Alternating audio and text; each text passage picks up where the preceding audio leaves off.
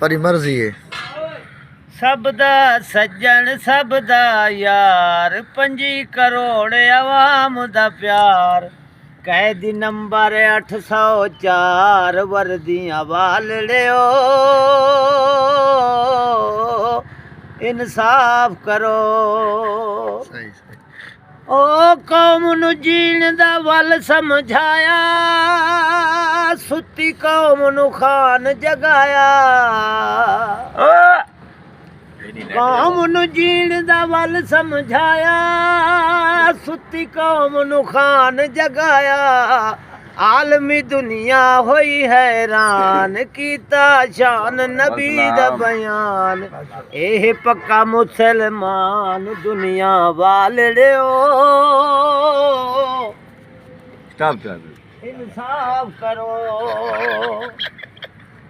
वे अमरीका तू सैफर आया खान ने हक दा लम लहराया तुसी कराया दम तमाद बनया झगड़े दी बुनियाद हूं डींदा मुल्के बर्बाद वर्दियां वालड़ियो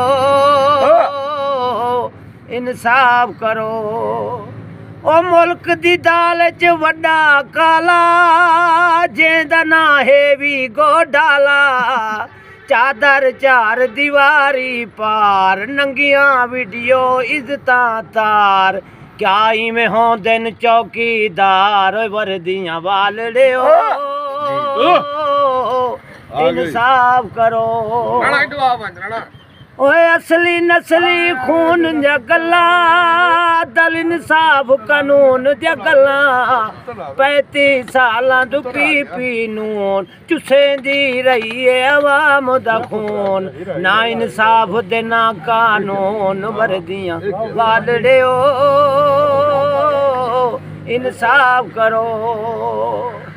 ओ मुल्क नू लुटिया वारी वारी दू गंजे ते एक जरदारी ओ त्रिये शख्स ने अज आजाद सारे इदारे जिंदाबाद की करिए हुण फरियाद वर्दियां वालड़ियो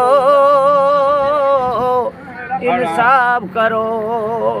शेर को बंद कर कुत्ते मारन पंजे एक डंदल ते डून गंजे गली गली विच इहो शोर सिंध दे डाकू पंजाब दे चोर एक चोर उतू मुंह जोर वर्दियां वालड़ियो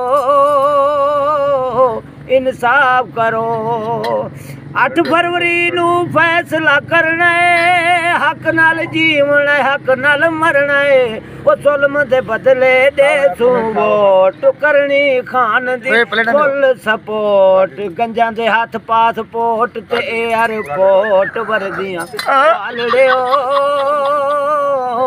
इंसाफ करो इंसाफ।